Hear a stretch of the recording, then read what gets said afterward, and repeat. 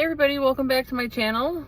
My name is Amanda and I am the host of Bleak, and I know it's been a minute since I've been on here, but I had to make a video about the Blake Lively Justin Baldoni case because of this recording that came out, and the public narrative surrounding this recording is insane to begin with.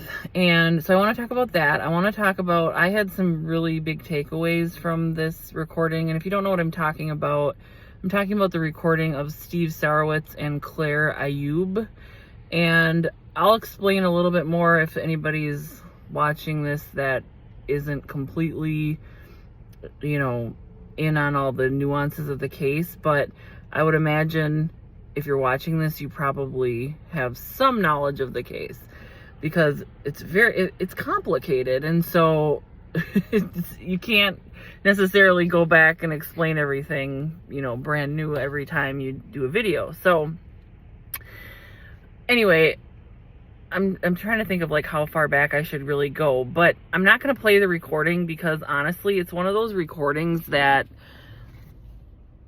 I personally couldn't listen to more than once because it's so upsetting. Personally, I found it to be upsetting because you've got this grown woman who's basically trying to, bait somebody who's helping her, who's funded her movie and made her dreams come true.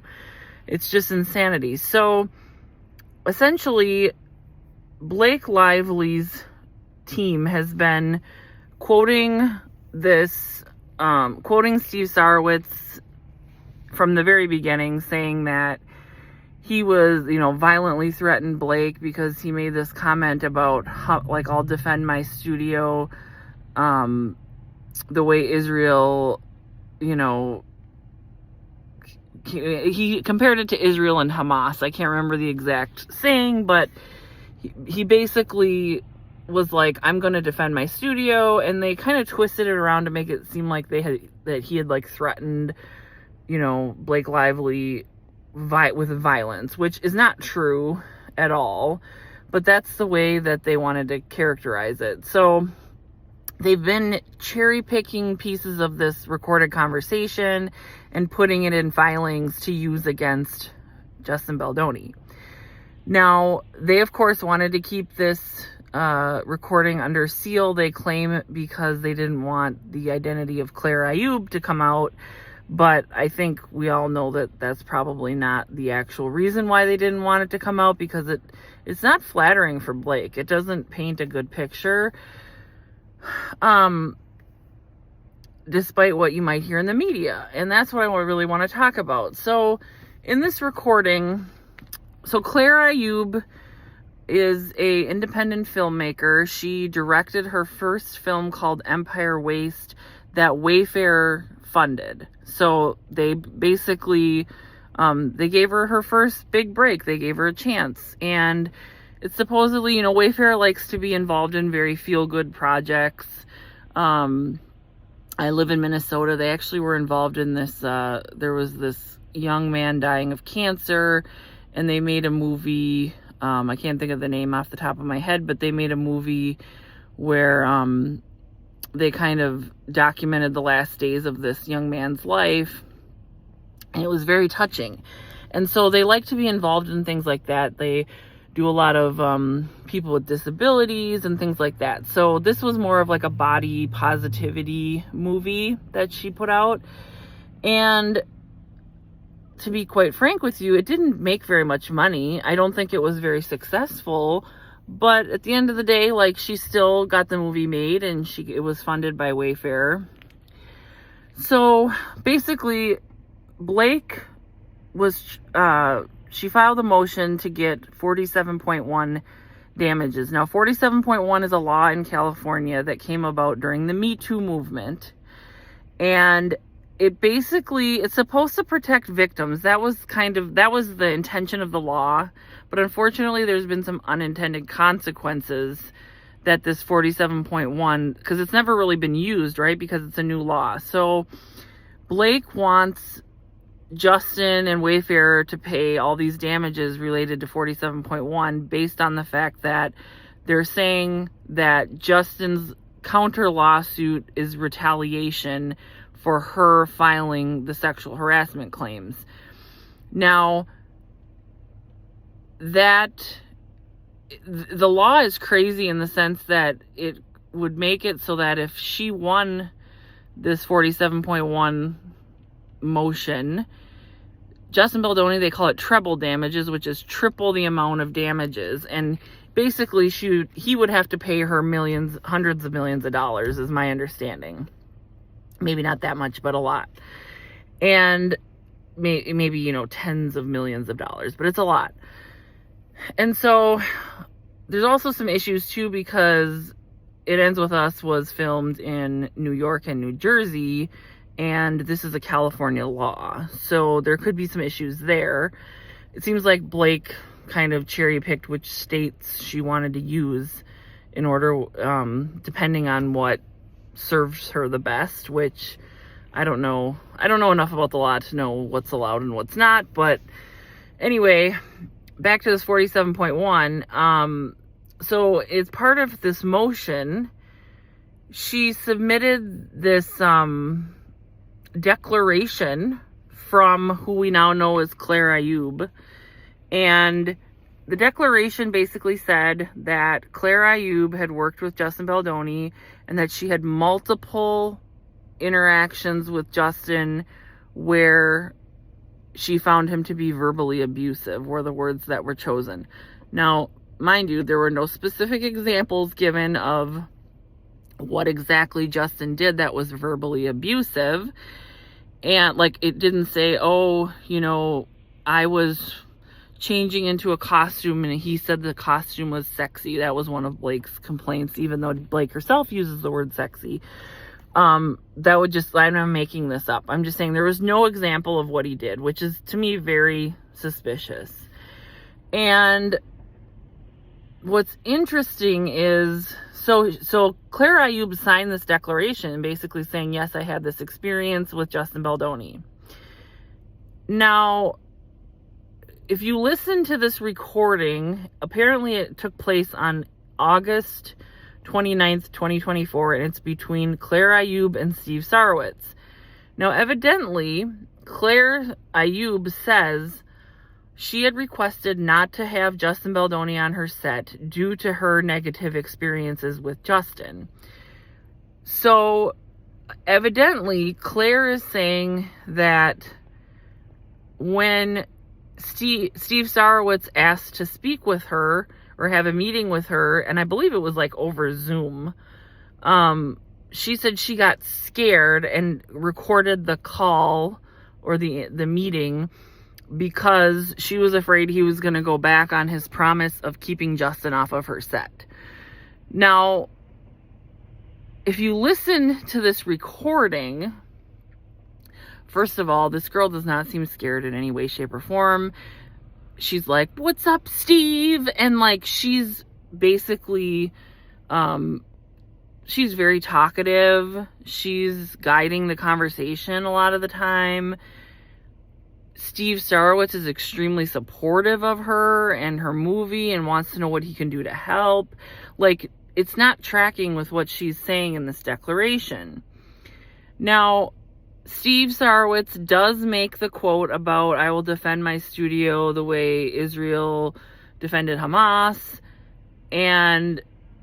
or that might not be the exact quote, but it's something along those lines. But what he said is, now this is really important, he said, hopefully it doesn't get to that. I don't want that to happen, but if I have to defend my studio, I will.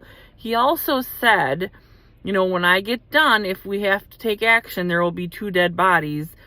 And he goes, I don't mean that literally. He means dead to me. And then he said, reputationally dead. So, yeah, was it obviously he didn't know he was being recorded for one thing. But the fact of the matter is, I think right off the bat, he realized it sounded a bit aggressive. And so that's why he clarified, I didn't mean it literally. I was talking about their reputation. And, it's not illegal to defend yourself. It's not retaliation to defend yourself. Now, what I found really strange about this interaction is, according to Claire Ayoub's declaration that she signed and submitted to a court of law, was that she had already told Steve Sarowitz, because that's the implication or the inference you can draw from her declaration, is that Steve Sarowitz already would have known she was having problems with Justin Baldoni. The problem here is their conversation indicates that Claire Ayoub doesn't really know Justin Baldoni. And the reason I say that is because during this conversation, Steve Sarowitz is explaining to Claire what it's like to work on a set with Justin, as if she doesn't know. And he's like, because she had, in her movie, the actor Rainn Wilson was in the movie, who's pretty well known, or very well known, I should say. And Rainn Wilson, he was like, he's like the difficult, I'm sorry, I'm stumbling over my words.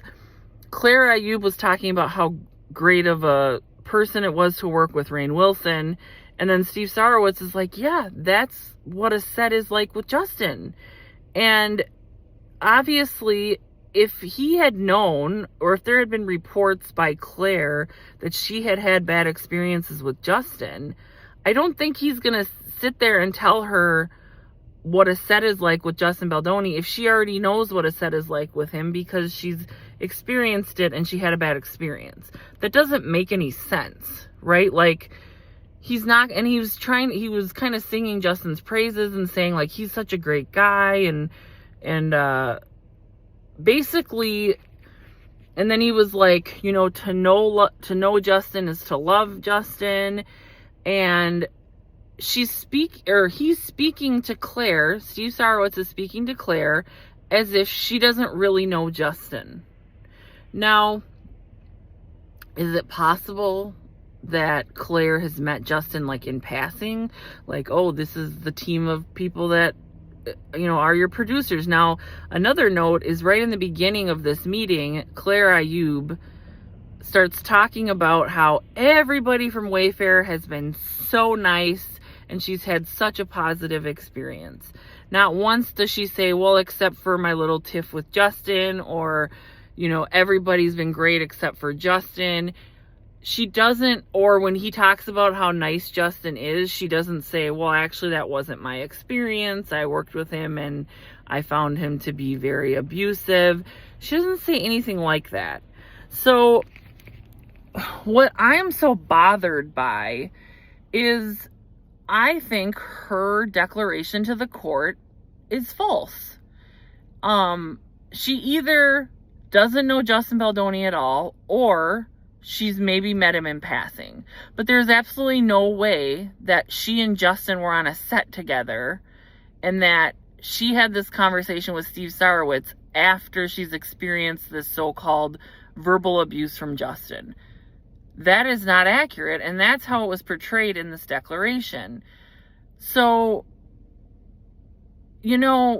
I don't understand what world we're living in here where somebody can make something up, submit it to the court that is completely false, and there's no consequences for those actions. I don't understand. If Justin's side had done something similar, he would probably be facing criminal charges by now. Okay, it's beyond ridiculous. And you've got news agencies like TMZ, they're the worst, reporting that, because Steve Sarowitz said to Claire Ayoub, and this is before lawsuits were filed, so this is before sexual harassment allegations ever even came about. So Steve Sarowitz says to Claire Ayoub, like, everything Blake is saying is manufactured. Now, granted, Blake had not made a lot of the accusations that she made later. So TMZ reports, something to the effect of, Justin Baldoni and Steve Sarowitz or Wayfarer says that Blake's claims are manufactured. And they make it seem like he's talking about sexual harassment claims to make him seem like a bunch of jerks. Now, mind you, I do believe her claims are manufactured when it comes to sexual harassment. But they spin it in a way as if that's their big takeaway from this recording.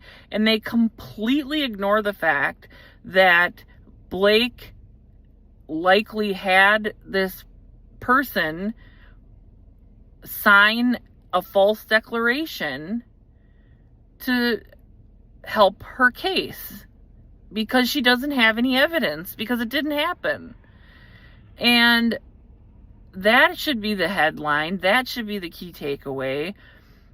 And I'm a little bit curious to see if Justin Baldoni's and Wayfarer and, their side of things is going to say something about the fact that these allegations that Justin harassed her can't be true because they never actually had these interactions, that she's claiming.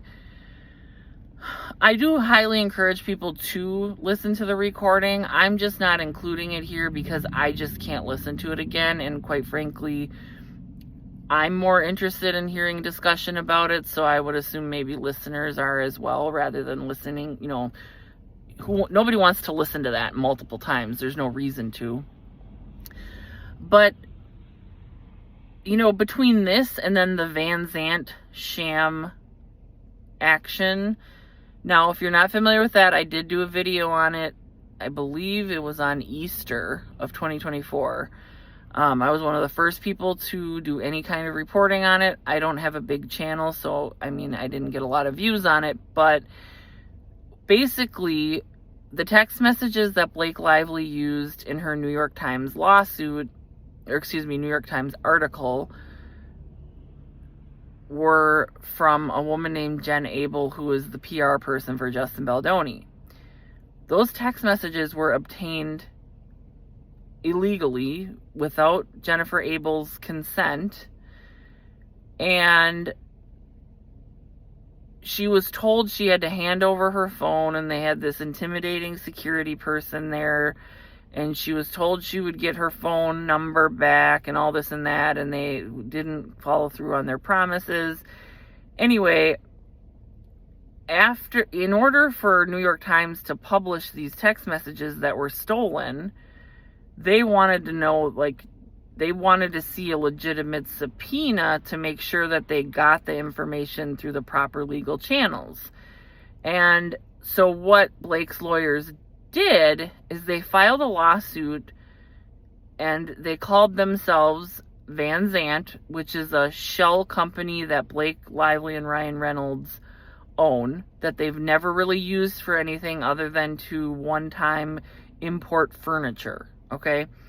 Nobody knows that Van Zandt is related to Blake Lively and Ryan Reynolds. At least nobody did know that. And that was done on purpose, right? So that when the filing came on the docket for this lawsuit, the whole intention was they didn't want anybody to know it was related to Ryan and Blake. So what they did is they sued Doe defendants, which there is a time and a place to use Doe defendants, and I'll explain what a proper way to use those would be in a minute here. But you would only use a Doe defendant if you didn't know who you were suing, or if you thought you might need to add more people to your lawsuit. And I'll give you an example here in a minute. But it's not like they sued, Jennifer Abel, and then they added 5 Doe defendants in case they needed to sue other people. They only sued Doe defendants. So Jennifer Abel and the Wayfarer parties who she represented were not named as defendants.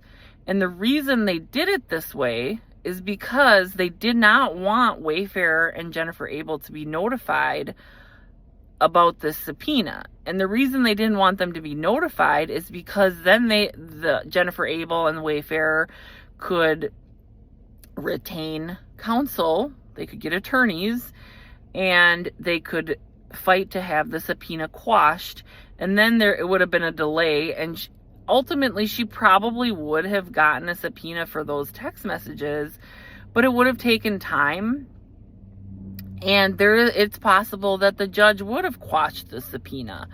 So they didn't want to take that chance. And at the end of the day, Blake didn't want to wait, right? She wanted to use those messages, and she wanted that article out when she wanted it out. And so they file this Van Zandt versus Doe defendants, like 1 through 10. And in New York, an attorney can issue a subpoena related to a lawsuit. You don't need a judge to sign off, which some states you do need a judge. New York, you do not. So because they had this lawsuit going, they were able to use that lawsuit to bring a subpoena that they showed Jennifer Ayoub that she had no reason to not think was legit, right? Like, she's not a lawyer, so she has no reason to think, oh, this is, this doesn't look right. And what that would do is, so it averts them having to notify the parties that they are being sued, or that, that this article is coming out. And it makes it so that Jennifer Ayoub was not able to fight a subpoena, which she's legally entitled to be able to do. And so it's really, really, really shady. Now, Stephanie Jones she was Jennifer Ayoub's boss at this PR firm. And Stephanie Jones is actually the one who issued the subpoena initially, right? Because Stephanie Jones, was the employer of Jennifer Ayoub, and Jennifer Ayoub was leaving the company. And so Stephanie Jones's attorneys went on Billy Bush a while back, and they were like, oh, nothing to see here. Like, this is, like, Doe defendants are super commonplace, and it's nothing you need to worry about. The problem is they're full of crap, because, and this is an example I gave in my other video, but I want to put it in this one as well. An example that I think is easy for people to understand when it comes to a proper use of Doe defendants would be, let's say I'm suing McDonald's because I had suffered third-degree burns on my legs from hot coffee. And let's say legally, McDonald's is not supposed to be serving coffee above 300 degrees. Now, I'm just making this up. This is just an example that I think is easy for people to follow. So I decide, okay, I'm going to sue McDonald's. So the plaintiff would be, me, and the defendant would be McDonald's. Now, let's say I highly suspect there's other restaurants that are serving coffee above the 300 degree temperature limit, but I need to do more investigating, and I want to get the ball rolling on this lawsuit. What I could do is I can name McDonald's as a defendant, and then I could put McDonald's and then Doe defendants, 1 through 20, or however many I think I might need. And then let's say 2 months later, I go to Burger King, I test Burger King's coffee, and it comes out at 400 degrees, and that is against the law. So I decide, well, I'm going to sue Burger King because they're breaking the hot coffee law, and they should know better. So I amend my lawsuit, and I name Burger King in place of Doe defendant number 1. And then let's say I go to Arby's, and Arby's coffee's 350 degrees, and so we're going to add Arby's to the mix. Or I find another person who has been burned by, Arby's coffee. Whatever the case may be, then Doe defendant number 2 is modified, and I'm adding Arby's as Doe defendant number 2. So you can understand how could be proper and useful to do a lawsuit that way, because legal stuff takes such a long time, and so it gets your lawsuit started while you continue to investigate possible other defendants. So any lawyer that you talk to is going to tell you that this is extremely improper. And quite frankly, if the Wayfarer parties had done something like this with the whole Van Zandt subpoena, I think that they would have suffered some major consequences, like sanctions, having lawyers thrown off the case. So between Van Zandt and now this declaration to the court that Claire Ayoub submitted, it's preposterous to me that Blake Lively is still fighting in court and still, headed towards a trial. The judge said he doesn't want to be called biased, and because, what's his name? Perez Hilton, called him biased in a filing, and he basically, was like, I don't even know who Blake Lively is, or I never knew who she was, and he claims to not be biased, but there are some real concerns in my mind that the fact that some of these really, glaringly obvious corruption that's going on with her attorneys, with Blake Lively's attorneys, it just gets ignored. And I think what is really telling is the fact that, you've got this person who literally is submitted a filing on the court docket for Blake Lively, making a declaration saying that this man verbally abused her multiple times with no specific examples. And now this recording has been released that strongly indicates that that declaration is false, that it's possible she never even met Justin Baldoni. It's very probable that if she's met him, that she's never really interacted with him on a working relationship. And so nobody's talking about that. Some people that are really into the case that are commenting on some of the content creators covering this case have brought it up, but it's not the forefront in the mainstream media. And that is a problem. And that is why there are still people that are on the side of Blake Lively. Because at this point, anybody that actually looks into the details of this case, including any evidence that has come out, could not, with a straight face, say that they think Blake Lively is telling the truth. And it's unfortunate, right? Because I think that Blake Lively is holding on by a thin thread because she's banking on the ignorance of the public. She's banking on the fact that she basically thinks that you're all stupid and that you guys won't figure out, legal nuances and legal jargon, and she can just have attorneys go on, Billy Bush and say that Doe defendants are normal, and which, technically they kind of are, but they're not telling the whole story. And I just think people need to demand better. When you see an article where TMZ takes one little quote out of this 40-minute conversation and they try to make it seem like they're talking about SH, when SH claims had not even been brought at the time that the recording was made. They need to be called out, and it has to be the majority of people in the comment section for it to be effective. I'm just flabbergasted that Blake Lively's team has gotten the conversation to be, you know, that's what they do. They manipulate the media.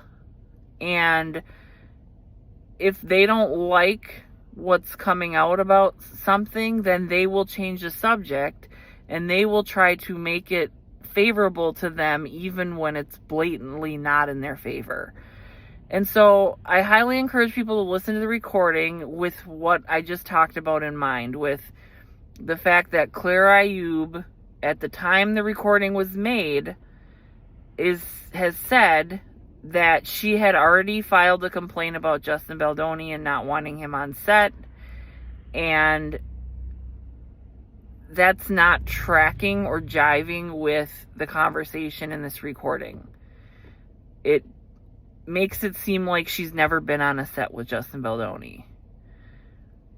And I don't know, you know, the only thing I can think of is like Blake Lively approached her and she was maybe a bit starstruck, and Blake was like, he SH'd me, and she believed her, and she was like, it would be really helpful if you could say you had a bad experience with him. And, you know, nobody wants to be on the bad side of like Blake Lively and Ryan Reynolds, especially somebody she's not a nobody, but she's not known, you know, by the public. And she wants to be known, right? And so maybe I could see, you know, Blake Lively and Ryan Reynolds, and this is just my own personal speculation, but I could see them promising her like, oh, well, we've got a documentary coming out. We could maybe have you do some kind of a, you know, speaking role, or we have a project coming out. Maybe you could be a co-director. Like and then they did that to Liz Plank, because the day after Blake Lively's SH allegations came out, Liz Plank, who co-hosted a podcast with Justin Baldoni for many years, dropped him like a hot potato. Like she didn't even wait to hear what he had to say about it. She just is like, nope, you're a creep. I believe her. I'm done. Well, come to find out, Blake and Ryan had already gotten to her at that point.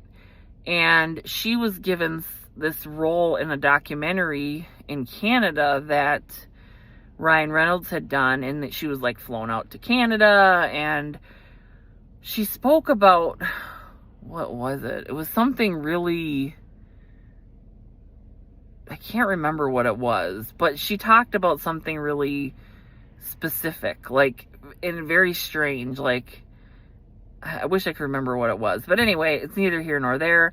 They have a history of bribing people, or, you know, and in a way, if Claire Ayoub was in a position where, let's say Blake Lively was like, look, you need to do this for me, or your career in Hollywood is dead forever, or something like that. Like, if that's what she was subjected to, then I hope that she comes forward with that, because this girl is going to get, or this woman, I shouldn't call her a girl, I guess, this woman is going to get completely annihilated by the public to some extent.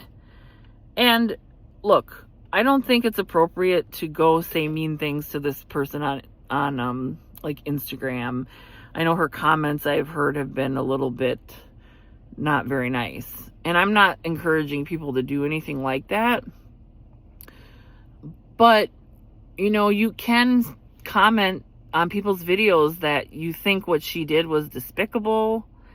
And if she doesn't come out and say, look, I was threatened, I was told I needed to do this, I can only assume that she did it willingly because she wanted to be liked by Blake Lively. And here's the thing, is I don't think the judge is considering the social clout that Blake Lively and Ryan Reynolds have in order to get people to do what they want. They did this to, basically the whole cast of it ends with us, they all sang Justin's praises until Blake Lively got in their ear. So that doesn't make any sense unless Blake Lively is telling them things, and then they're more concerned about being in Blake's good graces, because Blake and Ryan to these people are one and the same.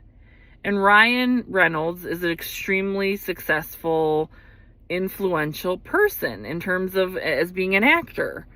And so all these people, Isabella Ferrer, she was manipulated by Blake. She still is being manipulated by Blake. And that, I did feel sorry for her initially. But now at this point, it's like, put your big girl panties on and tell the truth. And that's exactly how I feel about Taylor Swift. It's very telling that Taylor Swift has not come out in support of Blake Lively. All these, speculations that, they're still friends, and no. If Taylor Swift believed that Blake Lively was SH'd, she would come out and publicly support her, because she's done it for other people before. So her silence tells you that she doesn't believe her. But yet I can imagine Taylor doesn't want to come out and say, well, Blake is lying about this, because Taylor has publicly talked about how women are not believed and how awful it would be to not be believed. So if you come out and say, well, my old best friend whom I'm estranged from is lying about sexual harassment, it's probably not something she wants to come out and say. Now, I will say, I myself was sexually abused as a teenager, and I still think generally we should believe women when they claim that they were harassed or abused, and men too. But every case has to be looked at individually, and unfortunately, evidence is going to need to be part of the picture. Now, in my particular case, the person that did this to me was never prosecuted, but many years later, he was confronted about it. I won't get into all the details, but I will say he admitted it. He never denied it. And that was something that I was thankful for. As much as I was very angry with this person and felt like he affected my life very negatively, I'm like, well, thank goodness he didn't deny it. Because unfortunately, it's not always just one. It can be your word against another person's. And there are women out there who weaponize SH to use it to their advantage. And unfortunately, the world we live in is each case needs individual scrutiny. Now, I think Taylor Swift has information, even though she claims she doesn't, that could greatly help Justin Baldoni. And I think Taylor Swift is more concerned about her own image and brand than she is about an innocent man being railroaded and ruined over something he did not do. And again, going back to how do we know he didn't do it? Well, that dance montage scene was, Blake Lively didn't think audio had been recorded when they filmed that scene. And it's very obvious to me that she intentionally chose that scene because she did not think audio had been recorded when they filmed it. And that tells you everything you need to know. Because you cannot watch that scene after you can read through Blake Lively's accusations and then watch that scene, and you can't with a straight face say that her account is a true characterization of what actually happened. So she's willing to lie about all of that. She's willing to lie about anything. So anyway, that's all I got. I really want the takeaway for people watching this to really be about the declaration to the court from Claire Ayoub, and listen to the recording if you haven't yet with that in mind. I think this recording proves that Claire Ayoub's declaration to the court is false. That is my big takeaway. I wish that the media and the general public would have the same takeaway. So, it's got to start somewhere. So hopefully we can get some attention on that. So that's all I got. I hope you guys have a great rest of your day, and we'll talk to you soon.